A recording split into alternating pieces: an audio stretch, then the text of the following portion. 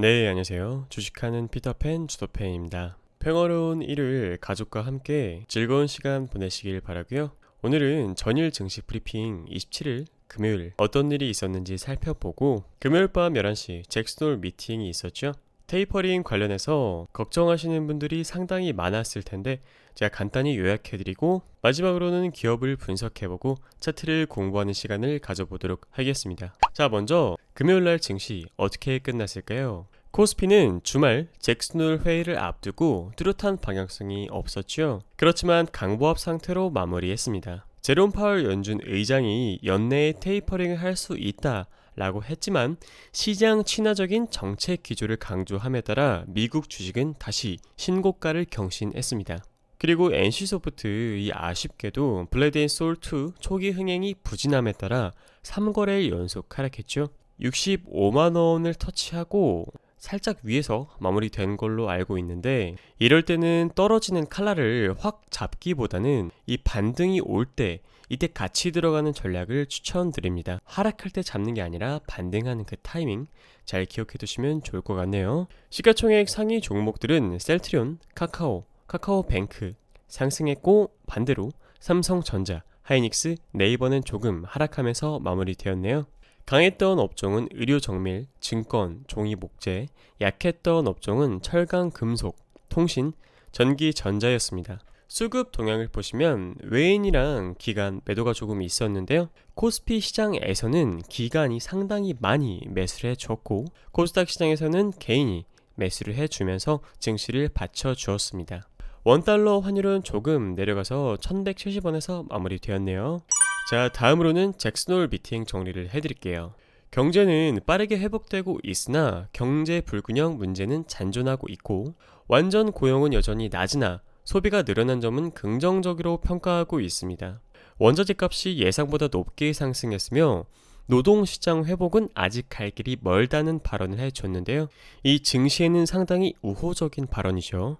그리고 델타 바이러스는 문제가 많지만 여전히 미국 경제는 긍정적일 것이라고 전망하고 인플레이션 관련해서는 예상보다는 2배로 높았으나 이는 일시적일 것이라고 생각합니다. 그 이유는 특정 물품에 대해 인플레이션이 폭등하였기 때문인데요. 예시로 중고차 비중이 상당히 높게 차지하면서 모든 물품의 물가가 골고루 올랐으면 정말 인플레이션인가 생각해볼 수 있겠지만 중고차 가격만 과도하게 폭등했기 때문에 일시적이라고 생각하는 겁니다. 자, 그리고 현재 팬데믹 이전 수준까지 회복해가고 있으므로 시간이 지나며 점차 해소될 것이라고 보고 임금 인상이 인플레이션을 과도하게 일으킬 것이라고 생각은 안 하고 장기 인플레이션 전망이 이전보다 줄어들었다는 점, 인플레이션에 대해서도 긍정적으로 발언을 해준 덕분에 테이퍼링과 금리 인상의 시간이 조금 멀어진 거죠. 마지막으로 연준은 금리 목표 2%를 유지할 것이라고 이야기했고 연준의 통화정책을 위해 인플레이션을 지켜보겠다.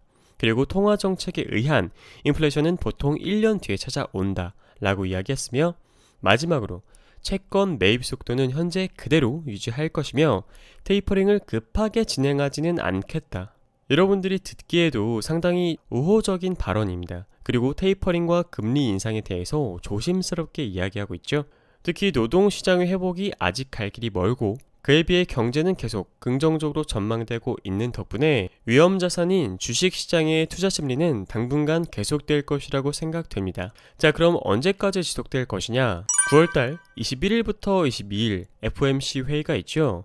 이때 테이퍼링에 대해서 조금 더 구체적으로 언급할 가능성이 높습니다. 한국 시장은 20일부터 22일 수요일까지 휴장이기 때문에 외국인들은 9월 13일 월요일부터 움직일 것이라고 예상이 되는데요. 적어도 9월 둘째 주까지는 한국 증시 무난하게 흘러갈 것이라고 예상됩니다만 13일부터는 경계하는 모습을 가지고 외국인의 움직임을 살펴보시면 좋을 것 같습니다. 자, 오늘 소개해드릴 회사는 코리아서킷라는 회사이고 DDR5 부품주, 기판 부분, 유망주 탑5 안에 들어가는 회사입니다. 심텍, TLB, 해성DS, 대덕전자 이런 회사들이 있는데요. 그 중에서 코리아서킷을 뽑아서 분석해봤습니다. 자, 먼저 무엇을 하는 회사냐 알아보면 전자제품의 핵심 부품인 PCB 전문 생산 업체이고 PCB와 반도체 패키지용 PCB 등을 생산하여 국내외 전자업체에 판매하고 있습니다. 테라닉스, 인터플렉스 등 4개의 기업을 연결 대상 종속회사로 보유하고 있네요.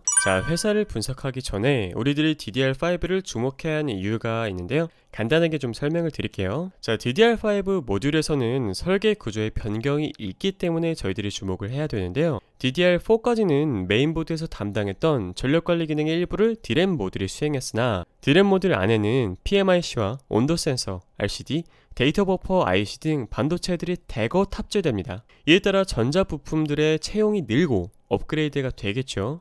그러니까 DDR4에서 DDR5로 세대가 교체된다는 겁니다. 그러면 앞으로 DDR5의 점유율은 해가 갈수록 계속 늘어날 수밖에 없겠죠? 당연히 성능이 더 좋고 효율이 좋은 DDR5를 계속 쓸 테니까 말이죠. 자, 그리고 21년 3분기부터 DDR5의 양산이 시작되는 덕분에 관련 업체들의 실적 증가가 담보되어 있습니다. 코로나19에 의한 불확실성에서 상대적으로 자유로운 섹터라고 볼 수 있겠죠. 코리아 서큐트의 투자 포인트는 두 가지로 들 수 있겠는데요. 21년 3분기 영업이익은 253억 원으로 큰 폭의 증가가 추정되며 이런 것들을 고려해봤을 때 투자 의견은 매수, 목표 주가는 18,000원 유지라는 증권사 레포트가 있었습니다. 자세하게 살펴보시죠. 자, 먼저 21년 3분기 영업이익은 253억 원으로 전분기 대비 200%나 상승하고 매출은 3,784억 원으로 전분기 대비 플러스 24%로 추정됩니다. 인터플렉스는 68억 원의 영업이익으로 흑자 전환 성공했고 별도 기준의 영업이익은 129억 원을 예상합니다. 두 번째 포인트는요, 21년 3분기 이후 반도체 PCB는 주요 기판 가격 상승과 마진 개선 효과로 영업이익률 개선이 전망이 되는데요. 또한 22년 메모리 시장이 DDR5 전환 과정에서 메모리 모듈 평균 판매 가격 등 반사이익이 예상됩니다. 세 번째 포인트로는 이 3분기에 삼성전자 스마트폰 판매량 증가 및 폴더블폰 등 신모델 출시로 마진 개선 효과가 또 예상이 되죠. 방금 말씀드린 것을 토대로 기업 실적을 간단하게 분석해보면 21년 1분기, 2분기 실적입니다. 20년 1분기 매출액, 20년 2분기 매출액 비교해보시면 21년 성적이 크게 월등히 좋아진 모습을 확인할 수 있죠. 영업이익 측면도 큰 폭으로 좋아지는 모습을 확인할 수 있었습니다. 자, 그리고 최근 연간 실적을 보시면 코리아 서큐트는 2018년부터 21년까지 매출액이 매년 성장하는 준수한 모습을 보여주고 있고 부채 비율 또한 60% 초반으로 매우 준수한 모습을 보여주고 있습니다. 게다가 21년은 코리아 서큐트에게 최고의 한 해가 될 것으로 예상되는 수치를 부여받았는데요. 21년 예상 기업 실적만 놓고 보더라도 상당히 메리트가 있다고 판단할 수 있겠네요. 이러한 것들을 고려해 봤을 때 투자 의견은 매수, 목표 주가는 18,000원이라는 증권사 레포트가 있었다라고 아까 말씀드렸죠. 관련해서 조금 자세하게 살펴보시면 21년 2분기 실적은 부합, 영업이익과 지배순이익은 하회를 했는데요. 영업이익 부진은 인터플렉스의 영업적자 확대에 기인했습니다. 그러나 별도 기준의 영업이익은 전 분기, 전년 동기 대비 각각 25%, 21% 증가했죠.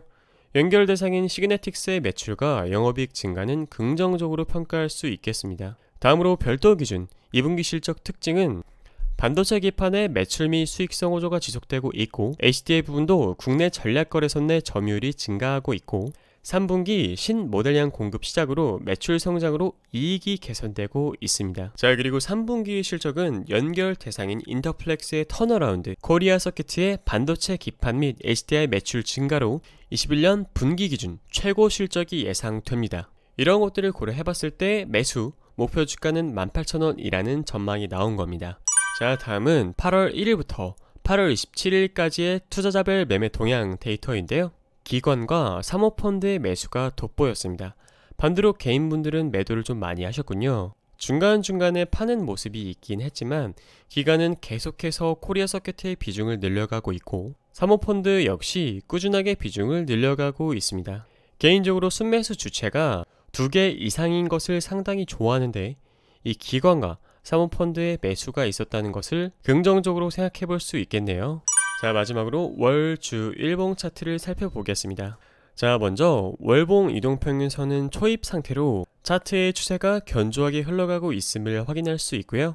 접근성을 높여주는 거래량이 여기서 이렇게 발생하고 있는 모습을 확인할 수 있습니다. 쉽게 말씀드려서 우리들은 거래량이 터진 종목에서 거래를 해야 되고, 반대로 거래량이 없는 종목은 시장에서 소외받고 관심이 없는 종목이기 때문에 대박이 날 수도 있지만, 그런 종목들은 대부분 투자했을 때 상당한 인고의 시간을 거쳐야 되기 때문에 정신적으로 조금 피폐해질 수가 있겠죠. 그래서 늘 항상 거래량 상위에 위치한 종목들 위주로 거래하시기를 바랍니다. 다음 포인트는 여기 외부 하락 추세선이 보이실 텐데요. 이 추세선 같은 경우는 상당히 오래 이어져 왔고, 여기서 저항, 여기서 저항 역할을 하면서 끌어올려주려고 하는 주가를 다시 이렇게 아래로 밀어버렸죠. 다음 저항 포인트는 17,600원으로 볼 수 있겠고요. 그럼 오늘날의 자리에서는 어떤 패턴이 진행되고 있나요? 라고 물어보신다면, 이 플래그 패턴이라고 해서 올라와서 깃발 모양의 수렴을 하고 나서 위로 올리는 이런 패턴이 있는데요. 제가 봤을 때는 이 플래그 패턴이거나 아니면은 쌍바닥을 만들어주는 그런 패턴이라고 보시면 될 것 같습니다. 그냥 간단하게 해석해서 여기서 거래량이 터져줬죠. 거래량이 터진 장대 양봉에 파동을 훼손하지 않고 그 위로 가격대를 계속해서 유지해주고 있기 때문에 이 종목 추세 괜찮구나 라고 생각하시면 될 것 같네요. 주봉으로 보시면 여기 외부 하락 추세선을 돌파하는 노력이 보이실 겁니다. 그렇다면 이 외부 하락 추세선은 저항이 될 확률이 상당히 높겠죠. 이런 것들을 유추해봤을 때 저항 가격대는 16,900원에서 17,500원으로 잡아볼 수 있겠고, 18,000원은 증권사 목표가인데 제가 설정한 저항 가격대랑 상당히 인접해 있죠. 자, 그렇다는 이야기는 이 저항 가격대를 뚫고 지지한다면 18,000원 위로도 훨씬 더 올라갈 수 있다는 이야기입니다. 개인적으로 저항 가격대만 뚫고 지지를 해준다면 2만원대까지는 충분히 볼 수 있는 그런 차트라고 볼 수 있겠네요. 자, 그리고 여기서 꽤나 큰 폭의 조정이 나왔는데, 조정 구간에서 거래량이 미비했기 때문에 들어온 물량 아직 나가지 않았다 라고 판단할 수 있겠고, 돌파하려는 구간에서 거래량이 또 같이 붙어주는 좋은 모습을 보여줬죠. 자, 그리고 결정적으로 이렇게 삼각 수렴을 하고 나면 돌파했을 때 제가 리테스트 하는 자리가 필요하다 라고 여러분들한테 간간히 설명드렸던 거 기억나실 겁니다. 이 리테스트 상당히 안정적으로 받은 모습을 확인할 수 있는데요.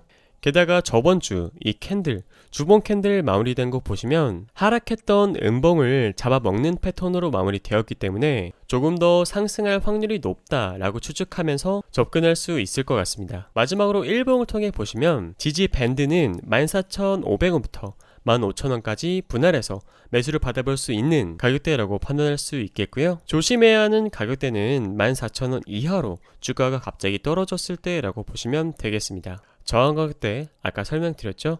여기서 주가가 어떻게 움직이는지 잘 관찰하시길 바라고, 만약에 돌파하고 17,500원 혹은 18,000원 위에서 견조한 흐름을 보여준다면 2만원까지 충분히 도달할 수 있을 것 같네요. 오늘의 간단한 결론입니다. 코리아 서킷은 DDR5 부품주 기판 부분에서 유망한 회사 중 하나입니다. 큰 폭의 21년 3분기 영업이익 증가가 전망되는 회사이고, 증권사 목표가까지 약 플러스 16%의 수익이 예상되는 차트인데, 돌파한다면 더 갈 수도 있는 그런 차트라고 보고, 리스크를 최소화하여 늘 안전하게 분할해서 접근하시길 바랍니다.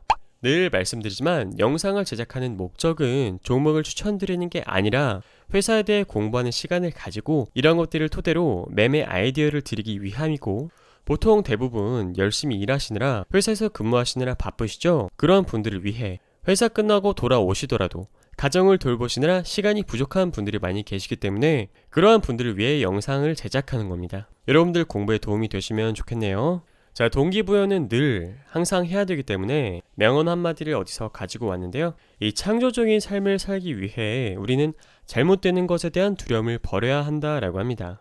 이 말을 주식에 적용해보면 보통 대부분 종목 4개 혹은 5개, 많으면 6개까지 관리하잖아요. 그렇게 하라고 권유드리고요.